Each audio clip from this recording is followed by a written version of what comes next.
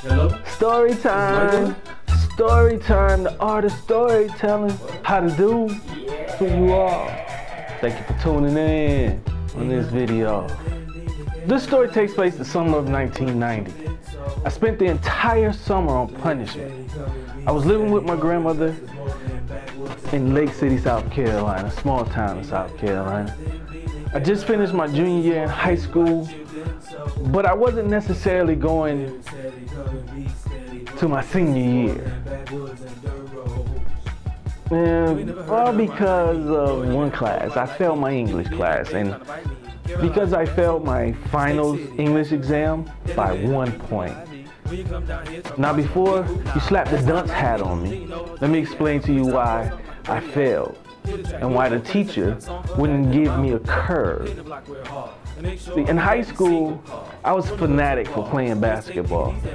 And being that it was the last days of school, a group of guys were getting together over in the tech building to play some basketball. So I kind of rushed through my exam, knowing for sure that no matter what, I was going to pass the exam. I handed it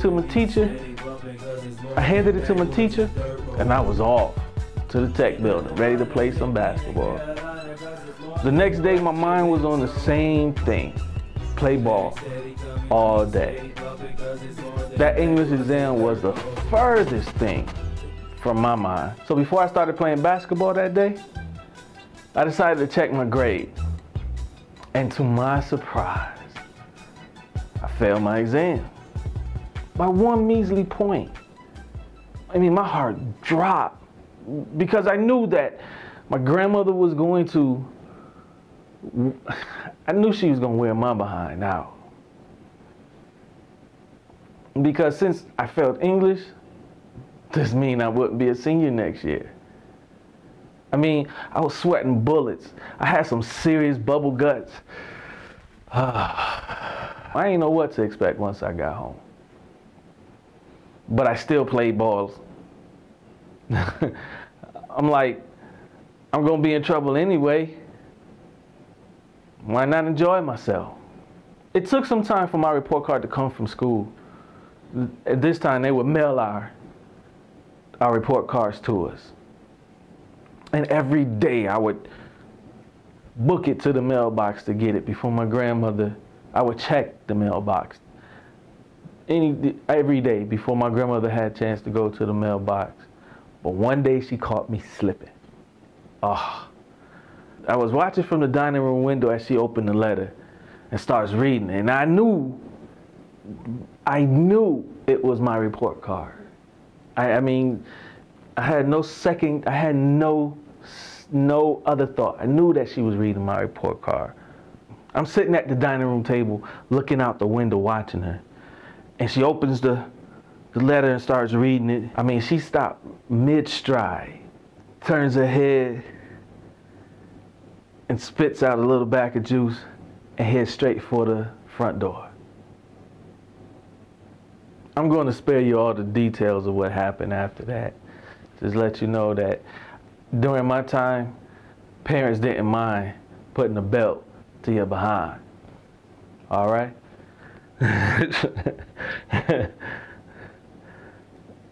Let's just say, by the time the dust settled, I was on punishment for the entire summer. I couldn't. Now, I lived in the country. I couldn't go anywhere. I couldn't watch TV. I couldn't even go outside in the yard. Well, no, she let me go outside in the yard, but I couldn't go to my neighbor's house or anything like that. Only thing I could do was eat breakfast, lunch, and dinner and do chores. The punishment was so cruel because Lake City is a small town in South Carolina. Back then, I think we might have only had maybe 2, maybe 3 stoplights in that town. And my grandmother lived about 2-3 miles in the country. I mean, it's so dark out there that, I mean, I was doing this really at night trying to see my hand, and I could not see my hand in front of my face. We didn't have street lights. We didn't even catch the ambient light from the town. So being on punishment out there was almost like being in solitary confinement. Now for my grandfolks, it was nothing for them to sit out there all day and just listen to the radio. Outside a couple of hours out of the day when they watch, you know, The Price is Right, and she had to watch her soap operas. And then in the evening, they had to watch the evening news, the 6 o'clock news. The news only came on at 6 o'clock and 11. Well, was it 12? Yeah, was it 12 or 11? Well, you know, you had the afternoon news, and then you had the 6 o'clock news, and then you had the night news, what came on at 11. But otherwise, they was listening to gospel music all day. I mean, it was driving me crazy. Not necessarily gospel music now. I'm just saying all of it together. So this is driving me crazy as an 18-year-old. Now, I graduated high school when I was 19 because my birthday falls, you know, in March. My birthday's in March. We graduated May. So when I graduated, I was 19. One weekend, after being on punishment for about a month or so, or, well, no, couldn't have been, yeah, about a month or so, one of my, well, not one, about 3 of my older cousins came to my grandmother's house, and they was going to Florence, and they asked my grandmother if it was okay if they took me with them. Now, they knew I was on punishment, but they just wanted to get me out the house. They wanted to kind of save me, and they was like, you know, we'll take in, because they was much older than me. They was in college and even older. No, in college. Can't say older because the oldest cousin was in college, but they wasn't in high school. So they was like, you know, just let them come with us, Grandma. You know, we got them. We ain't gonna let them do too much. So after about maybe, I don't know, seemed like an eternity to me, but you know, after a while, she let them take me with them. So on the way to Florence, they was having this discussion, and it was kind of heated to, you know, what they was talking about. I mean, I didn't catch on at first what, in fact, they was talking about. I mean, I eventually caught on that they was talking about a movie, but at first, I really didn't catch on. I mean, they was going on about the movie, like, why would he have his girlfriend do this, and why did this guy get mad at his girlfriend because she was wanting to do this? And I mean, it was crazy to me. I mean, I kept listening to, you know, trying to catch on, and I just asked, you know, when there was a little break in the conversation, hey, what movie are y'all talking about? And they told me School Days by Spike Lee. School Days? Okay, but who is Spike Lee? And then my older cousin, who's in college, she replied, you never heard of Spike Lee? I'm like, no, I mean, come on, I'm in the country. No, of course I didn't. I can't watch no TV. So I'm gonna hear about Spike Lee.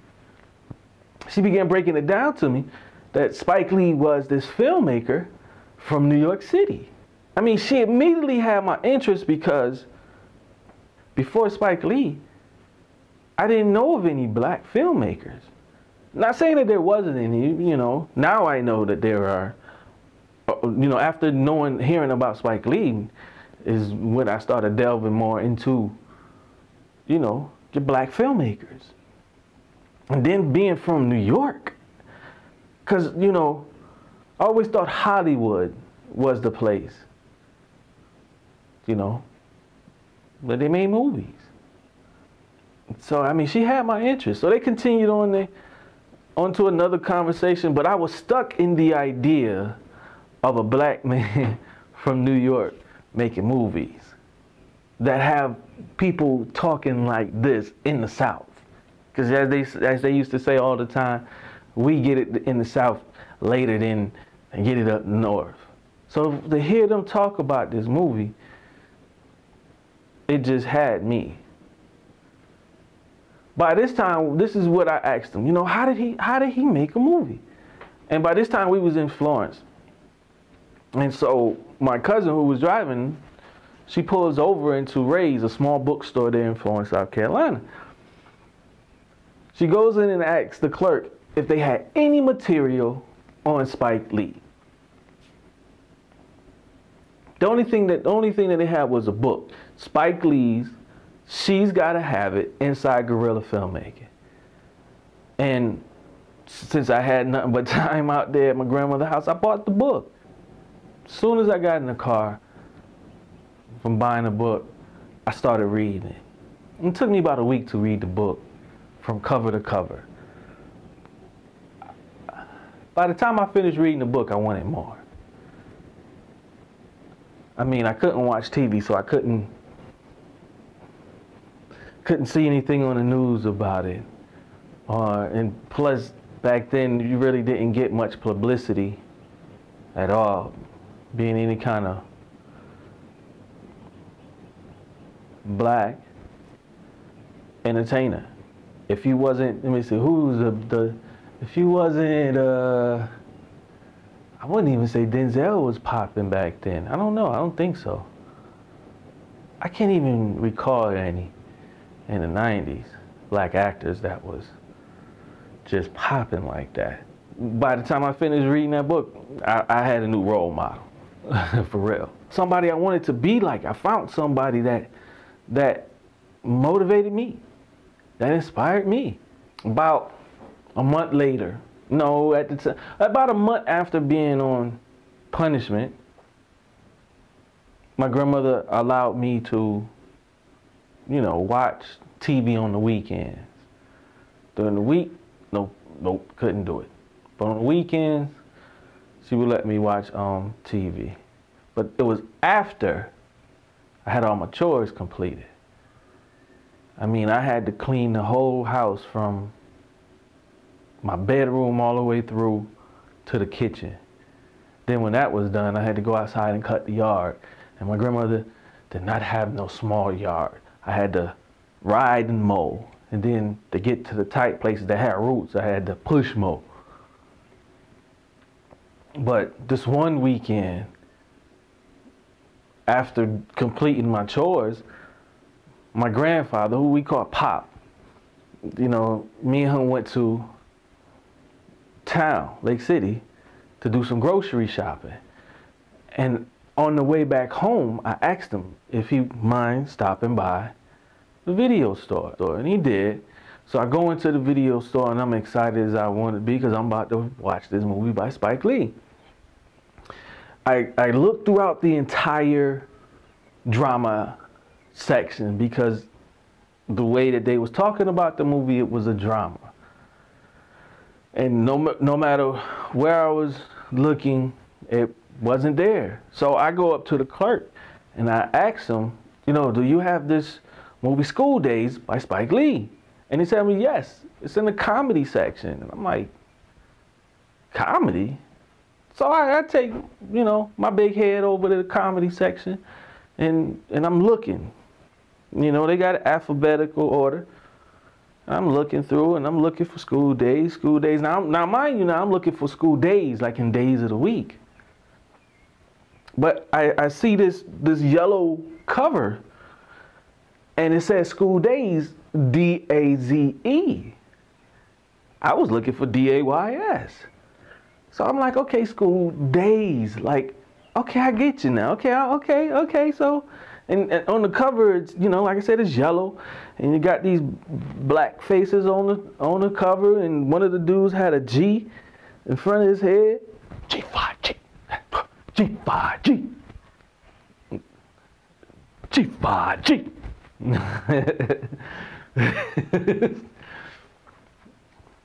I got the movie. I'm excited. I go up there, but I'm still tripping that it's in comedy, not in drama. So I'm taking the thing up there and I rent the movie, go back in the car, and my grandfather never drove anywhere.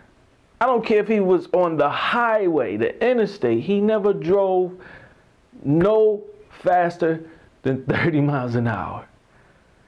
This day, to this get from Lake City to out there, as they called it, Moore's Crossroad, seemed like it took forever. Because I just wanted to get home and watch this movie. And at the same time, I'm hoping that my grandmother done finished with her wrestling, because if she ain't finished with her wrestling, I wasn't watching nothing. I can't, nope, she wasn't having it. She was not having it. But I finally make it home. And once I got there, I realized she wasn't finished with her wrestling. Wrestling was still on. This is wrestling WCW, the early W's. It was a WCW. There was also an NW, either it was NWA, something like that. National Wrestling Alliance, something like that. But this is when Rick Steiner, the Steiner brothers, they were henchmen. They weren't good guys. And Sting was still Sting. Nah, Sting was a henchman at once. Nah, don't think he wasn't. But this is when he had the face paint and he had the military cut.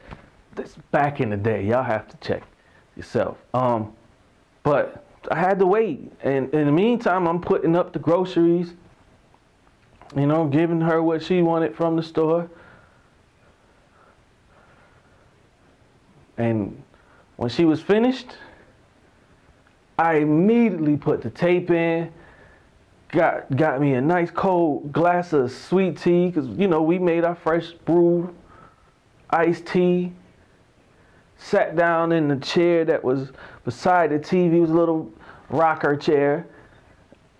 And, you know, first I had to ask my grandmother, is it okay that I watch this movie? Well, when I started watching it, she laid down. So she was fine with it.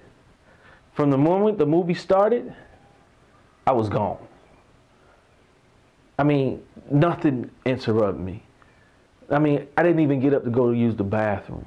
I mean, you know, I could have paused the movie, but I didn't want to even pause it. Let me just explain something to you. School Days is an amazing movie. It had humor. It had political statements. It had a drama. It had a musical side to it. The movie had everything that I wanted except for sci-fi. You know, I'm a sci-fi, but had everything else though. And I mean, I'm stuck for every musical. I'm up there, jigging with them and just smiling as big as I could, and just was gone. Like, it was like while I was watching the movie, it was like I was in his head as he was writing the script, because in the book that I just read, he said that he would go to his grandmother's house, you know, which nobody, I don't believe anybody lived at anymore. And he would go write to get away from what was going on around him. He would just go over there and write for about at least an hour a day. And so I'm like, it seemed like I could just see him putting the pen to pad as he was at his grandmother's house. I guess reading that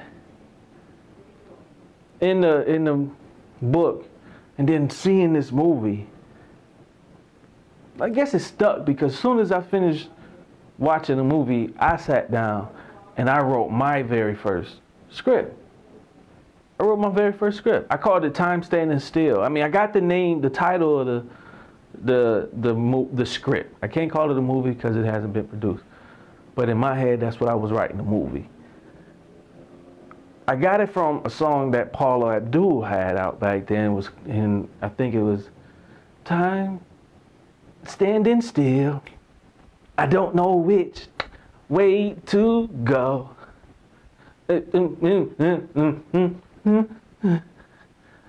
Baby, you're moving way too slow. Ooh, straight up now, tell me, do you really want to love? That was just because straight up. No, well, Time Standing Still from Straight Up Now Tell Me. I don't think the name of the song was Time Still. I think it had to have been Straight Up Now Tell Me. I wanted to say she was dancing with a animated cat in that video. That's why I like that song so much. I spent the rest of my summer writing this script. And I wrote it in script format because of, in the book that Spike Lee had, that I read of Spike Lee's, he had a sample of his script for a couple of pages. So I was reading this, you know, just from reading that, I'm okay. I see how he did it. He got the name of the person and then had the directions of it. So that's how I wrote. I wrote what I saw in my head these people doing. Oh, this guy was, you know, playing basketball, and you can see the person walking from here. Yo, my mom's, you know, Mark said, my mom's want to talk to you.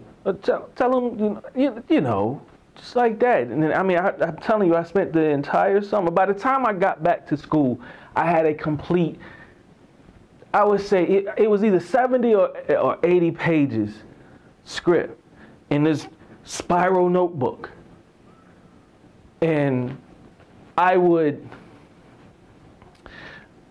when I got back to school to finish, because I did graduate on time, because all I had to do was just take that junior year English in my senior year, because I didn't have to take, I had all my credits and everything except for that English.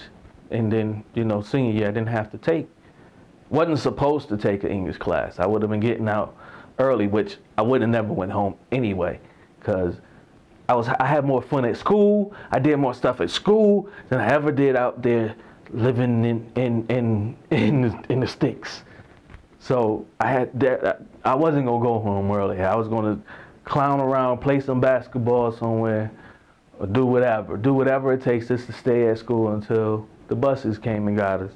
But by the time I started my senior year in high school, I had the complete script, and I let a couple of close friends of mine. Back then I used my cousin Leon, and a friend, Omar, would, you know, we was like tight, and Clinton. We was a crew, you know, I wasn't one of the popular kids in school.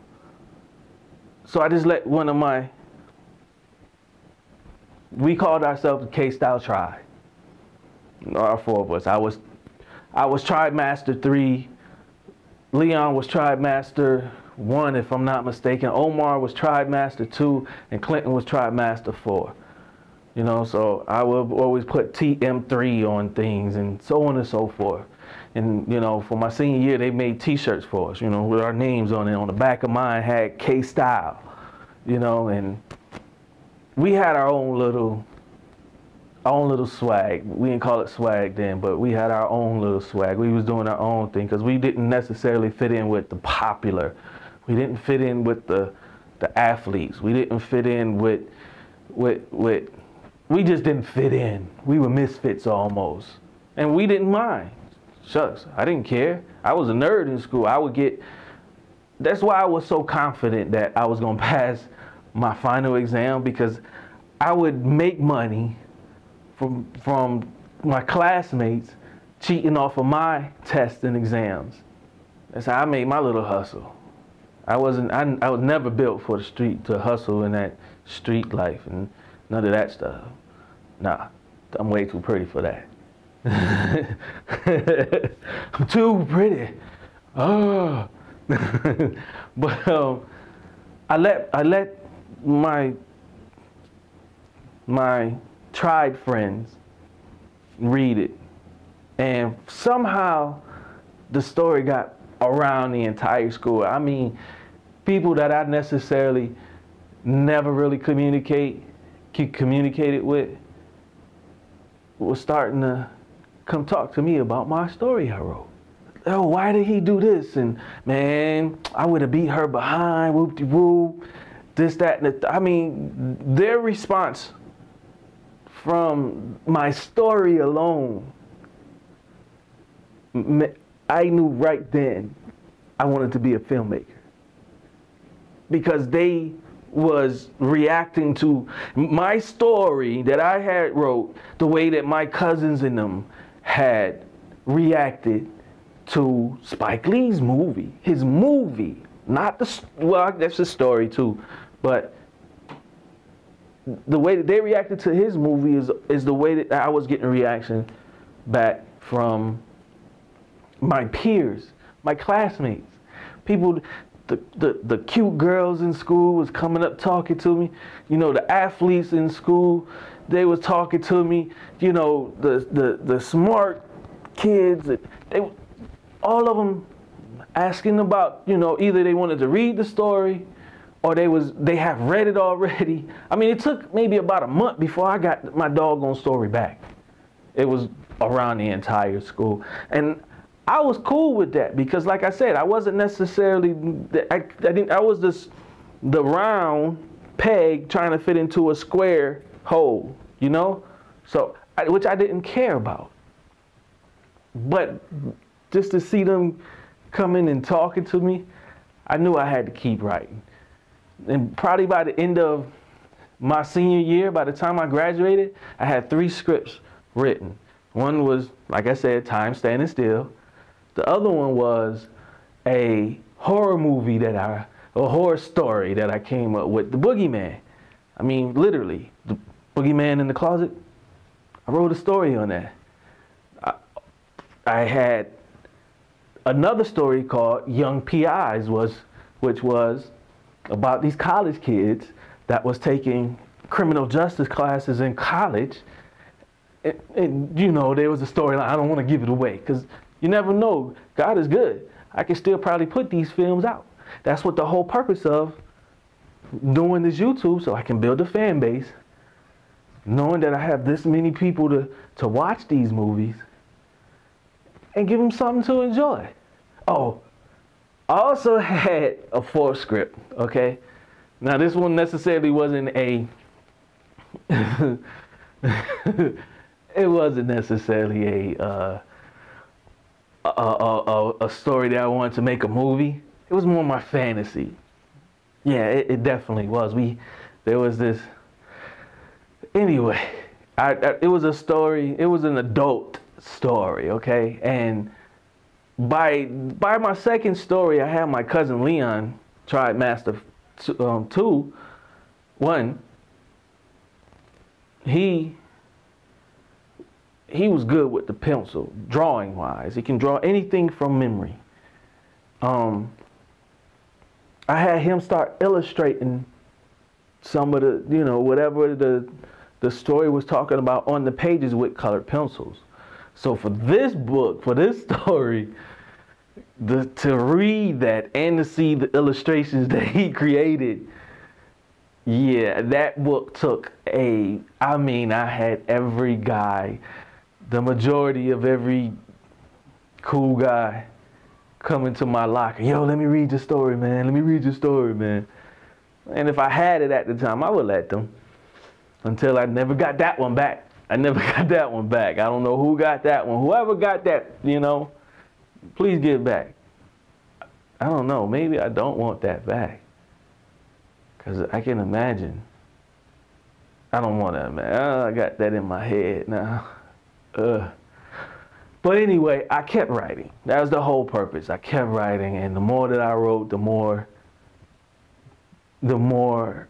friends, at least that's what I thought, friends I got. So to this day, to this very day, I consider Spike Lee a mentor, even though I never really got the chance to talk to him face to face. I seen him one time when I was living in New York. I was at Union Square, walking through, going to my bus, and I'm on the phone with my wife. And I look over, and in a cab on the road, one-way road, there's Spike Lee. And I'm like, got the phone to my ear, and I'm like, you know, pointing to my phone and trying to point to him, like trying to tell him, can I call you? Because I didn't want to run over to the car, which in hindsight, I should have just did and let them tell me, oh, you know, nah. But I didn't want to run over to the car and come off like I was an aggressive person or a crazy person.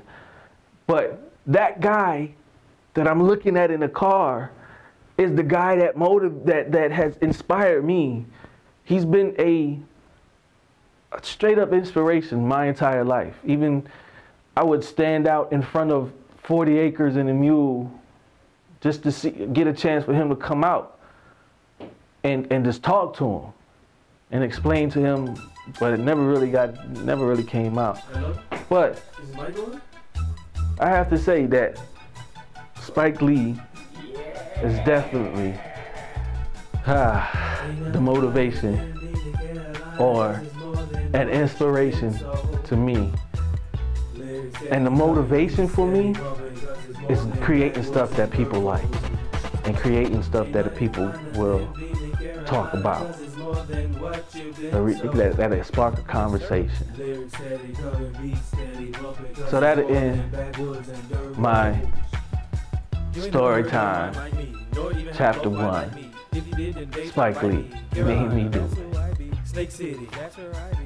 Hope you got something from it. Hope you enjoyed it. If you did, hit the like button. Subscribe if you're new.